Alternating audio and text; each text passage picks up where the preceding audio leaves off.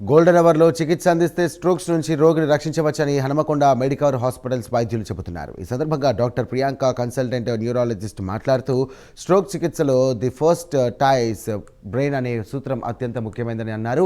మెదడుకు రక్త ప్రసరణ నిలిచినటువంటి ప్రతి నిమిషం లక్షలాది మెదడు కణాలు కూడా నశిస్తాయని తెలియజేశారు.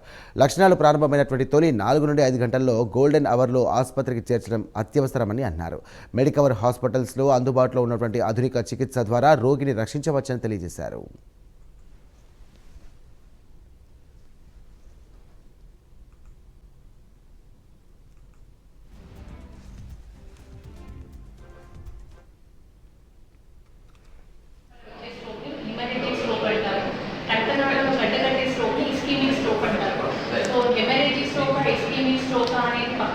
ఫస్ట్ ఆఫ్ ఆల్ స్ట్రోక్ వచ్చిన వాళ్ళకి లక్షణాలు ఎలా ఉంటాయి అని అంటే, ఒకవైపు ఏదైనా ఒకవైపు చెయ్యి కాలు కానీ చేతిలో కానీ తిమ్మి రావడము, మొద్దుబారిపోవడము, లేదంటే చేతిలో పట్టు లేకపోవడము, చేతి గుడ్డిగా పడిపోవడము, నడుస్తూ కింద పడిపోవడము, తల తిరగడంతో పాటు వాంతులు అవ్వడము, లేకపోతే కూలినట్టు.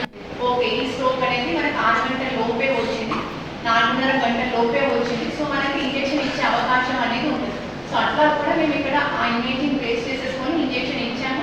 మాటలో తేడా రావడం ఇలాంటి ఏ లక్షణాలు ఉన్నా కూడా ఇమ్మీడియట్గా దగ్గరలో ఎక్కడైతే హాస్పిటల్లో సిటీ కానీ ఎంఆర్ఐ ఫెసిలిటీ ఉన్న హాస్పిటల్కి రీచ్ అవుతే మనకి ఏ రకమైన స్ట్రోక్ వచ్చిందో సిటీ కానీ ఎంఆర్ఐ బేస్, సో దాని బ్లీడ్ ఉందా లేకపోతే రక్తనాళాలలో గడ్డ ఉందా దాన్ని బట్టి ట్రీట్మెంట్ అనేది డిఫరెంట్గా ఉంటుంది.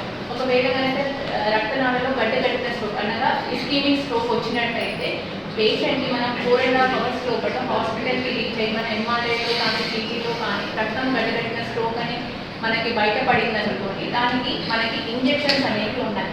సో ఇంజెక్షన్స్ అనేవి 4.5 అవర్స్ లోపల ఇస్తే ఏదైతే రక్తనాళాల్లో గడ్డ కట్టిందో అది కరిగిపోయి తిరిగి మళ్ళీ ఆ రక్తనాళాల్లో సరఫరా అనేది బ్రెయిన్కి రక్తం సరఫరా జరగడం వల్ల మనకి ఏవైతే నరాలు చనిపోకుండా కాపాడడం ఉంటుంది. సో అప్పుడు ఆ పేషెంట్కి ఏదైతే ప్రాబ్లం వచ్చిందో